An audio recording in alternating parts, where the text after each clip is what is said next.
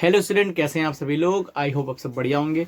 तो बच्चों, हम लोग पढ़ रहे थे क्लास 12th के इम्पॉर्टेंट न्यूमेरिकल्स, जिसमें हम लोगों ने 17 न्यूमेरिकल्स देख लिए थे। आपको पता है कि ये पूरी सीरीज चलेगी जब तक कि 14 यूनिट से की न्यूमेरिकल नहीं हो जाते हैं। तो हम लोगों ने 17 न्यूमेरिकल्स देख लिए थे। आज स्टार्ट करने जा रहे हैं क्वेश्चन नंबर 18। ठीक है, तो इसमें बहुविकल्पी भी आएंगे और न्यूमेरिकल तो आएंगे ही। जो बहुविकल्पी में न्यूमेरिकल है वो भी कराएंगे। तो देखिए, बहुविकल्पी का ही न्यूमेरिकल है।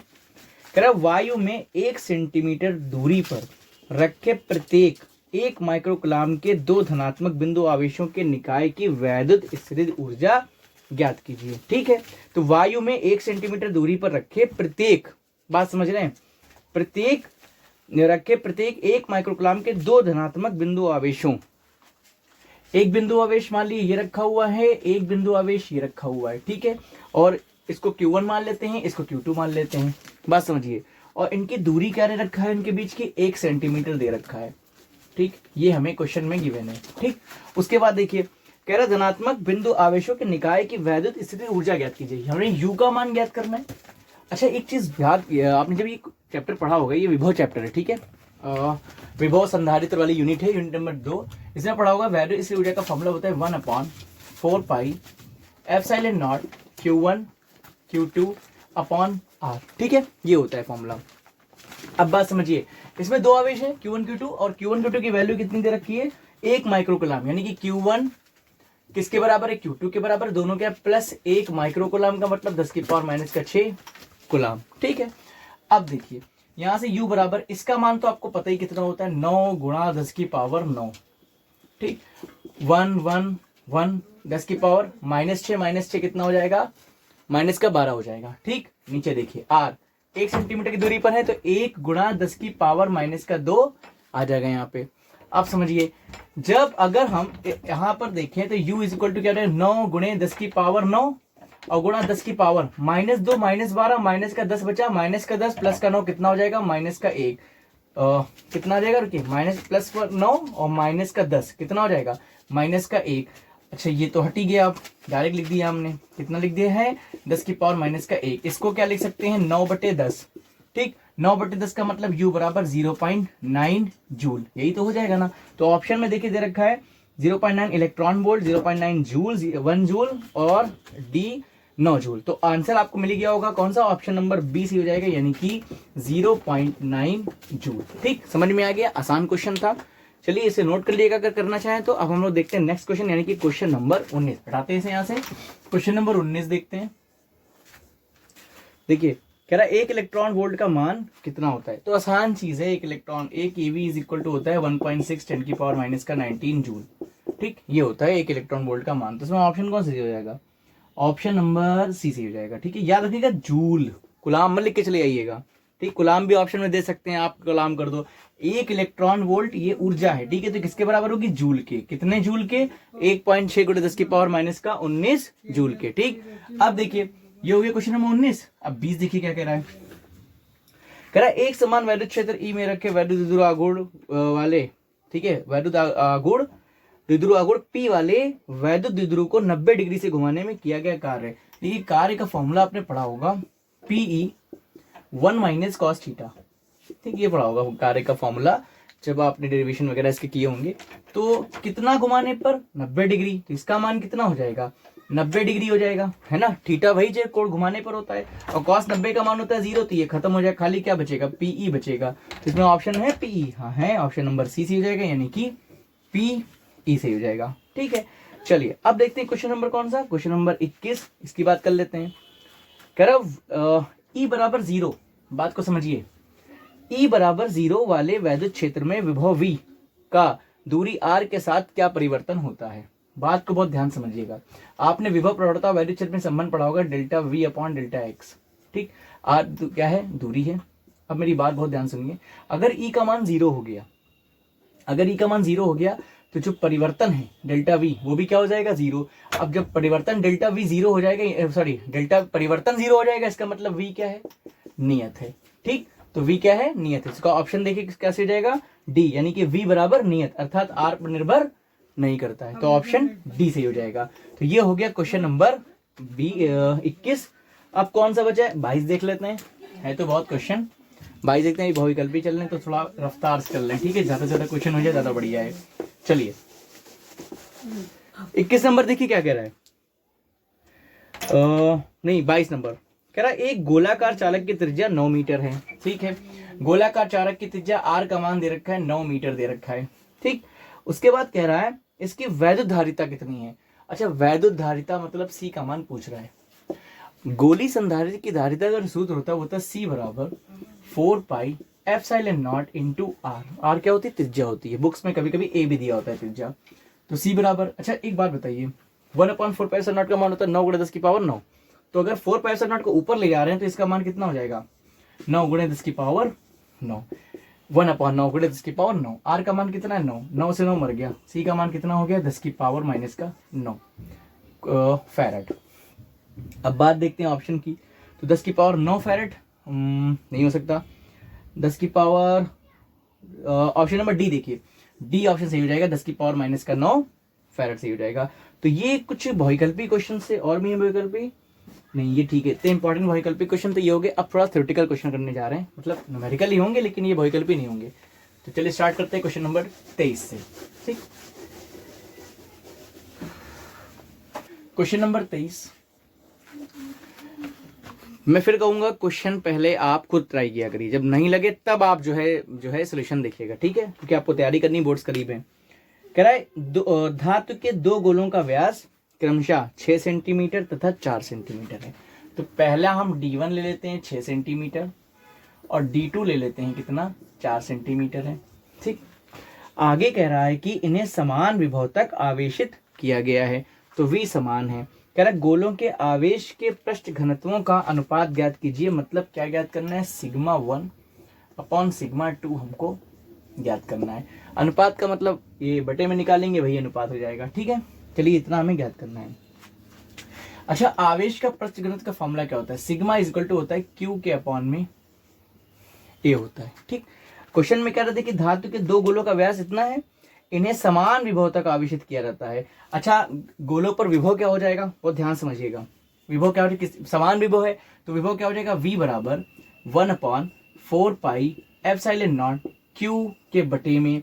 अच्छा R की जगह क्या हो जाएगा R1 हो जाएगा। अगर हम पहले R ये तो फॉर्मूला होता है, लेकिन दो गोले हैं तो अगर इसकी हम त्रिज्या निकालना चाहें तो R1 बराबर कितना हो जाएगा 3 सेंटीमीटर और R2 बराबर कितना हो जाएगा 2 सेंटीमीटर हो जाएगा, ठीक।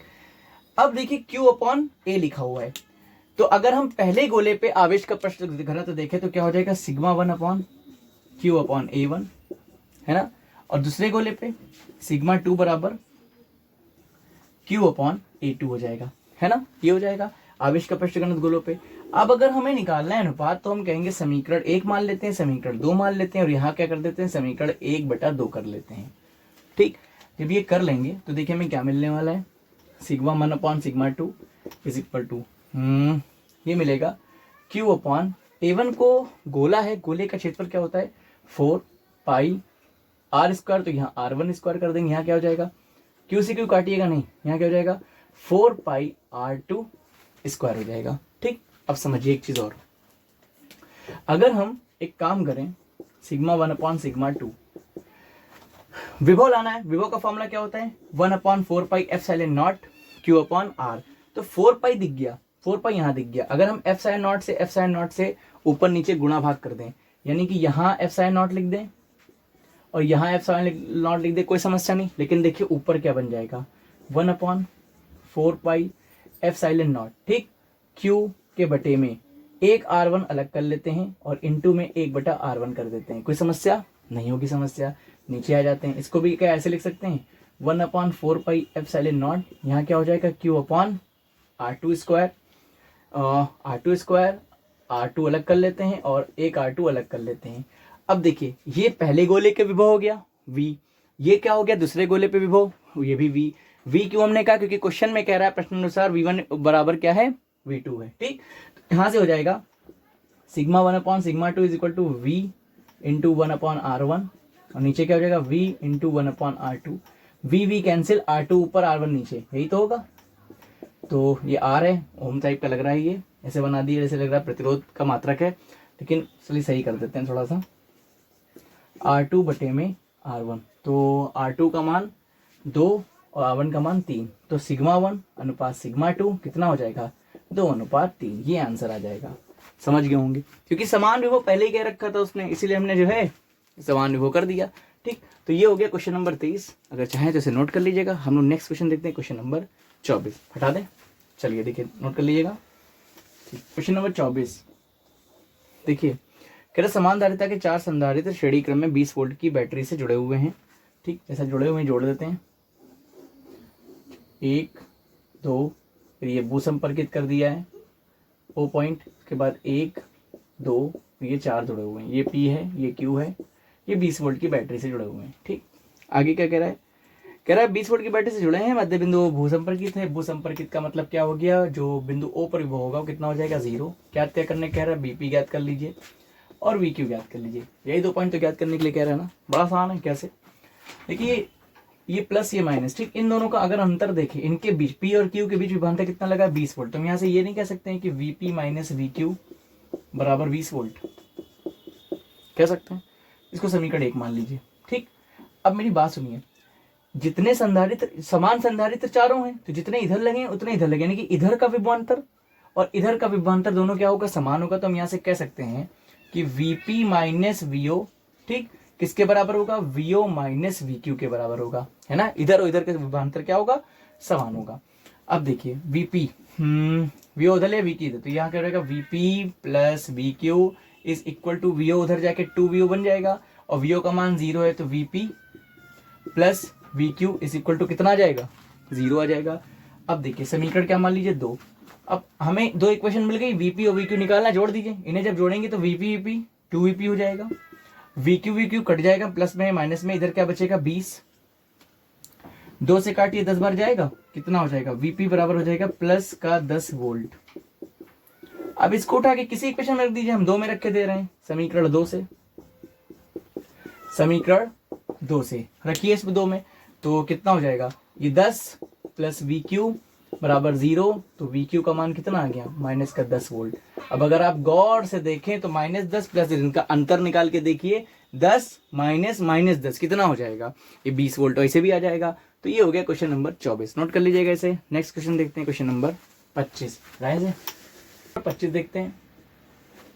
देखिए कह रहा है कि एक प्रोटॉन तथा एक अल्फा कण समान विभवांतर से त्वरित किए जाते हैं। विभवांतर समान है अल्फा कण का भी प्रोटॉन का भी। करे यदि उनका वेग क्रमशः Vp तथा V अल्फा हो तो Vp एवं V अल्फा में संबंध बताइए। ये हमसे पूछ रहा है। अब बताइए समान विभवांतर से त्वरित किए जाते हैं तो गतिज ऊर्जाएं इनकी हो जाएंगी, है ही नहीं, गति कर रहे हैं तो गति ऊर्जा होंगी। तो हम यहाँ लिखेंगे सबसे पहले प्रोटॉन की, प्रोटॉन है ना, प्रोटॉन है, ठीक। अच्छा एक चीज है, तो अगर हम यहाँ पे लिखे प्रोटॉन की गतिज ऊर्जा, ठीक है, प्रोटॉन की गतिज ऊर्जा के बराबर, ठीक, कितना हो जाएगा 12 mVp²। अच्छा ये mp हो जाएगा, ये Vp² हो जाएगा, और ये क्या हो जाएगा प्रोटॉन के लिए Kp हो जाएगा। एक बार बताइए, अगर हम विभव का फॉर्मूला देखें तो क्या होता है W/Q, यहाँ W ऊर्जा होती है। अब यहाँ ये अगर K है तो K बराबर क्या हो जाएगा QV हो जाएगा। तो इसकी जगह क्या लिख सकते हैं हम लोग, QV विभव, बात विभव की कर रहे हैं, QV बराबर 12 mp Vp², ठीक। इक्वेशन फर्स्ट मान लेते हैं इसको। अच्छा ये QP क्या है, ये प्रोटॉन पे आवेश हो जाएगा, ठीक, क्या हो जाएगा प्रोटॉन पे आवेश हो जाएगा। अब बात करें अल्फा कण की, तो अल्फा कण की गतिज ऊर्जा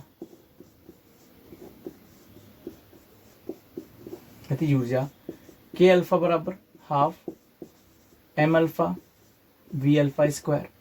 इसकी जगह हम क्या लिख सकते हैं Q alpha into V KV, अभी देखा V समान है, 12 m अल्फा V अल्फा²। हमें निकालना है कि हमें V अल्फा और Vp के बीच संबंध निकालना है।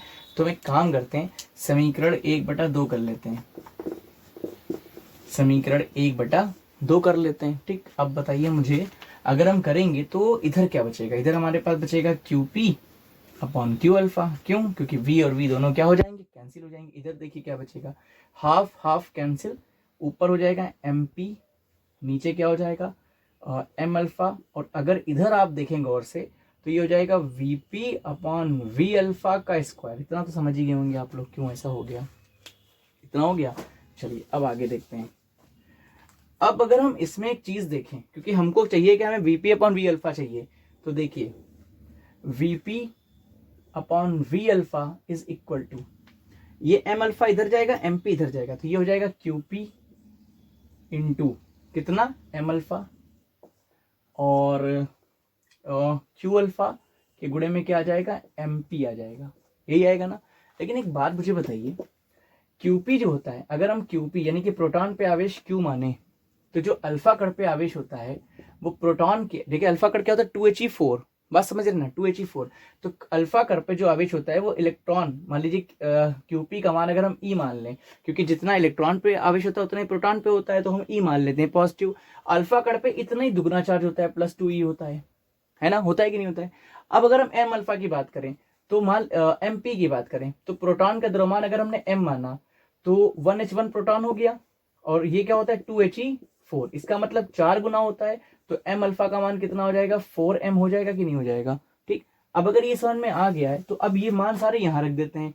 अच्छा, इसका स्क्वायर नहीं किया, अभी कर लेते हैं। अब देखिए वीपी अपॉन वी अल्फा का whole square is equal to, QP का मान क्या रखेंगे, ई रखेंगे, एम अल्फा का मान क्या रखेंगे 4m रखेंगे, नीचे क्यू अल्फा का मान 2E रखेंगे, और एमपी का मान हम लोग m रख देंगे। ई से ई कैंसिल, एम से एम कैंसिल, 2 दूनी 4। तो यहां से अगर हम देखें तो VP upon V alpha is equal to √2 हो जाएगा, स्क्वायर हटा उधर √2 लगा, तो VP is equal to √2 V alpha. ये इनके बीच संबंध हो गया। ये हो गया आपका क्वेश्चन नंबर 25। बढ़िया क्वेश्चन था, नोट कर लीजिएगा अगर चाहिए नोट करना।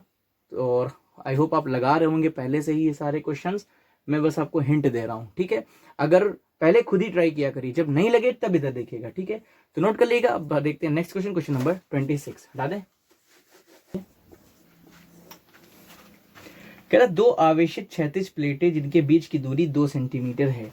भाई दो क्षैतिज प्लेटें हैं, आवेशित हैं, इनके बीच की दूरी कितनी है 2 सेंटीमीटर है। उसके बाद क्या कह रहा है, कह रहा है कि बीच एक 4 के बीच 4 × 10⁻13 किलोग्राम भार तथा 2.4 टन की पावर -18 कूलाम आवेश का एक कण स्थिर लटका हुआ, यहाँ पे कण है, ठीक।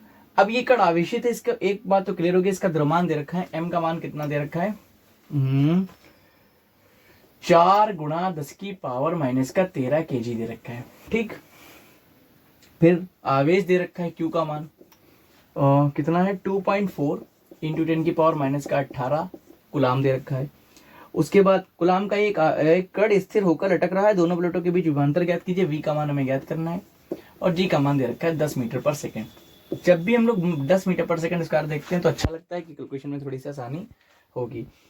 अब एक बात मुझे बताइए, अगर ये स्थिर लटका है, स्थिर लटके का क्या मतलब हो सकता है, mg नीचे लग रहा है, वो तो लगेगा ही लगेगा, भार तो लगेगा नीचे, लेकिन इसका मतलब कोई एक कण इसके ऊपर, अच्छा ये जो आवेश है ये नहीं बता रहा निगेटिव है पॉजिटिव है, लेकिन इतना क्लियर हो गया कि वो आवेश के कारण जो इस पे बल लग रहा होगा वो कहाँ लग रहा होगा, ऊपर की ओर लग रहा होगा, और ऊपर की ओर लग रहा होगा वैद्युत बल, तो उसको हम क्या लिख सकते हैं F बराबर QE।